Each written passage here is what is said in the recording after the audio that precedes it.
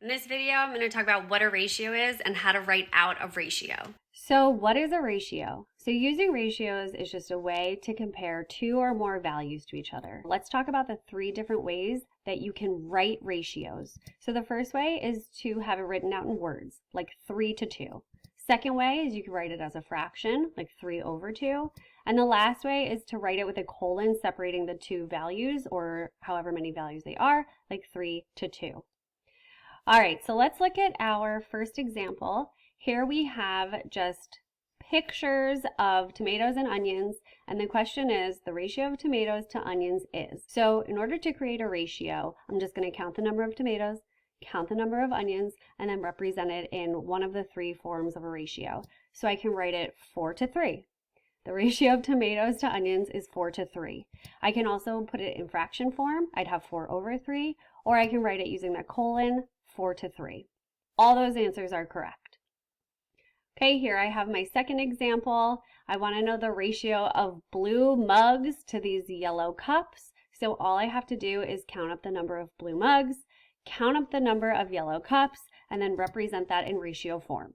So in this example, the ratio is 2:8. It's as simple as that. All right, here's another example, and I'm actually going to be asking 4 questions with just this one piece of information.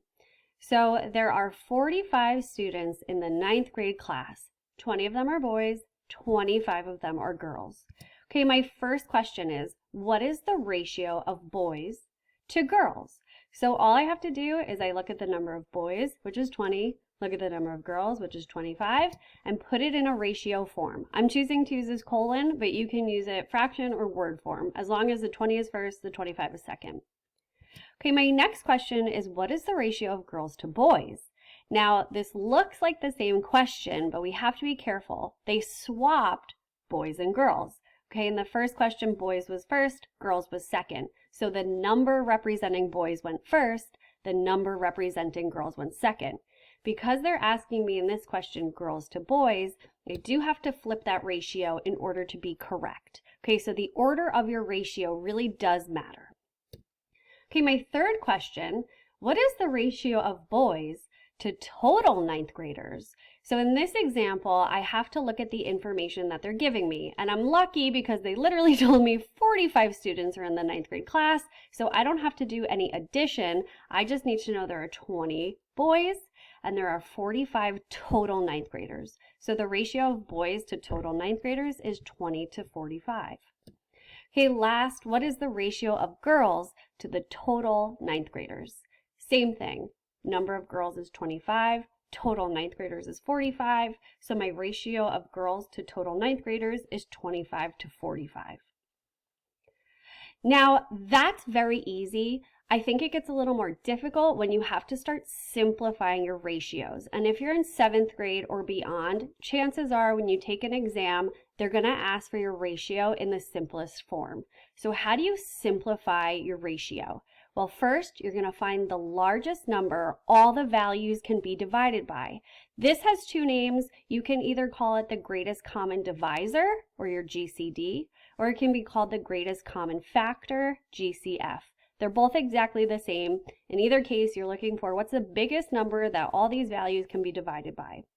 After you find that GCD or GCF, you're going to simplify by dividing all the values by the GCD, or the GCF, depends on what you're calling it. So let's go back to the example that we just finished. We had the question, there are 45 students in 9th grade, 20 are boys, 25 are girls. So our first answer, what is the ratio of boys to girls? We had 20:25. This is correct, but this is not simplified. So how can we go about simplifying the ratio 20:25? I gotta ask myself, what numbers are 20 and 25 both divisible by? So some people can look at this and they know right off the top of their head, oh, I know 20 and 25 are divisible by, but some students, you need to do a little more work. So in order to figure out what they're both divisible by, let's look at their factors. Okay, if I write out all the factors of the number 20, I end up with these 6 values, 1, 2, 4, 5, 10, and 20. Now I'm going to look at the factors of 25. 25 only has 3 factors, 1, 5, and 25. Now I'm looking for the greatest common factor. So when I look at these two lists of numbers, what's the biggest number that both of these factors lists have in common? That would be 5. They both have 5, and 5 is the largest number that they have in common. So my second step after I identify the greatest common factor, or the greatest common divisor, is to divide the values in my ratio by 5. So the first value in my ratio was 20. So I'm going to do 20 divided by 5. Well, 20 divided by 5 is equal to 4. Next, I'm going to take 25 and divide it by 5. Well, 25 divided by 5 is equal to 5. These are the two numbers that I'm going to be using in my new simplified ratio. So the simplified ratio is 4 to 5. Okay, what this means is that the ratio 20 to 25 is equal to 4 to 5. It's just that 4 to 5 is simplified. So this is what ratios are, and this is how you simplify them.